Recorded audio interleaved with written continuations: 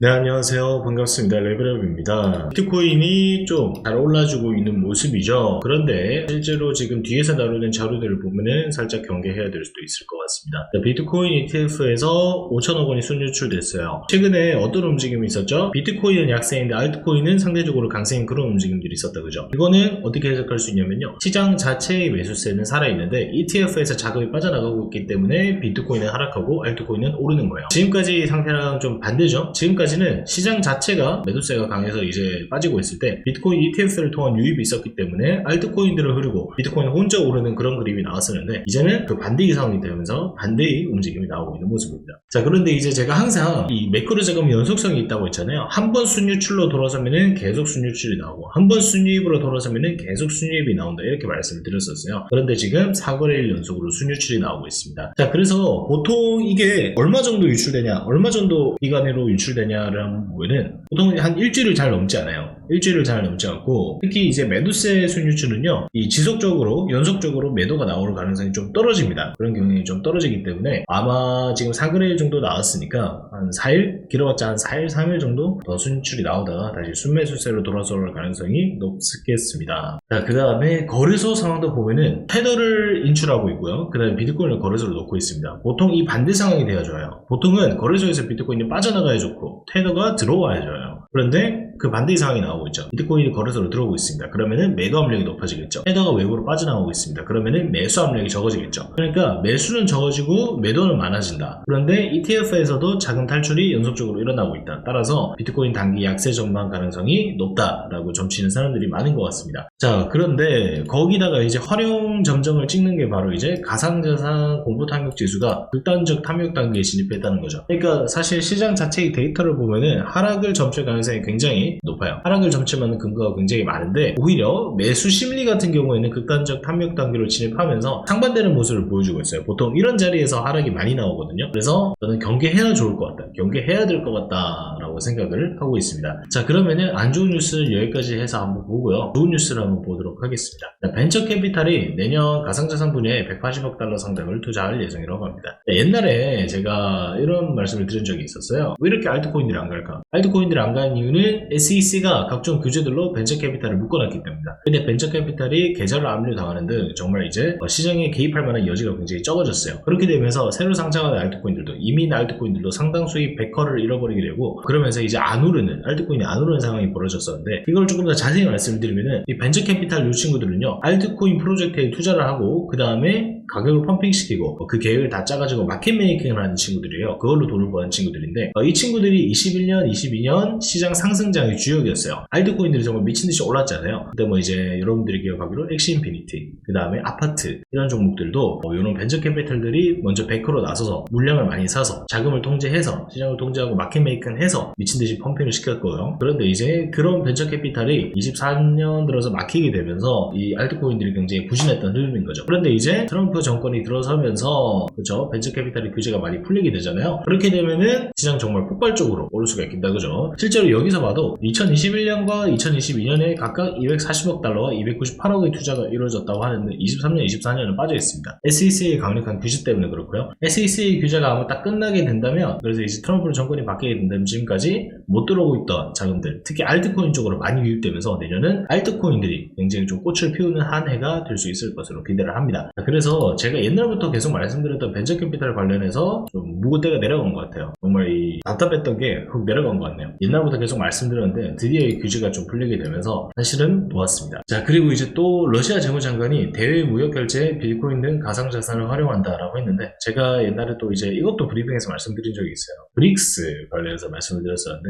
브릭스가 이제 비트코인 주도권을 잡으려고 시도를 할 거다. 왜냐하면 미국이 비트코인 주도권을 완전히 잡게 되면은 그것도 이제 골치 아플 수 있기 때문에 주도권을 잡으려 하진 않을지 몰라도 적어도 견제는 할 수 있다. 그렇게 하면서 비트코인으로 결제를 한다던가 아니면 비트코인을 준비자산으로 보유를 한다던가 할 수 있는데, 하루아침에 바로 비트코인 준비자산으로 보유하겠습니다 라고 하지는 않을 거고, 이렇게 야금야금 민간 규제를 먼저 풀어주는 등 투자를 시작하는 등 기업으로 통해서 우회 투자를 하는 등 야금야금 비트코인에 대한 규제를 하나씩 풀어줄 거다, 빗장을 하나씩 풀 거다 라고 말씀을 드렸었는데요. 자, 그 빗장이 하나씩 풀리고 있습니다. 러시아 재무장관이 대외 무역 결제에 비트코인 가상자산을 활용하고 있다 라고 밝혔고요. 그러면서 비트코인을 규제할 수 없는 자산으로 언급하면서 가상자산의 사용을 지지한다. 한때 이제 러시아, 중국 전부 다 이제 비트코인 관련해서 규제가 굉장히 심했어요. 그런데 중국 같은 경우는 홍콩으로의 우회 투자 풀렸고요. 그 다음에 러시아 같은 경우는 이제 슬슬 친가상자산으로 돌아서고 있는, 반가상자산 때 이제 막아두고 있었던 규제를 하나씩 풀어주고 있는 그런 모습을 보여주고 있습니다. 자, 그래서 이제 장기적으로 좋은 뉴스들이 계속 나오고 있고요. 그런데 이제 단기적으로는 안 좋은 뉴스가 나오고 있는 거죠. 그러니까 시장은 결국 장기 상승을 하게 될 것 같지만 그 전에 한번 조정이 있을 법하다라는 결론을 내릴 수가 있겠습니다. 자, 그리고 지금 비트코인의 형태를 보면은 거의 여기를 이제 쉽게 박스라고 보셔도 될 것 같은데, 여기를 뚫어주면은 제가 봤을 때는 다시 이제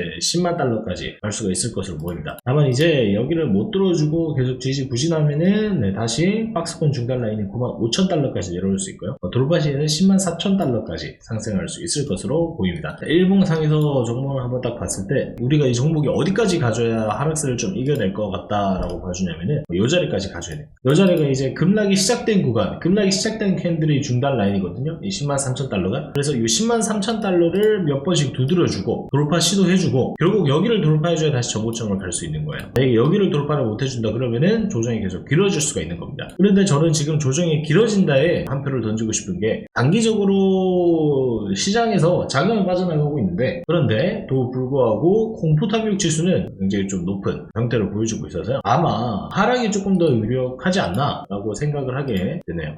감사합니다.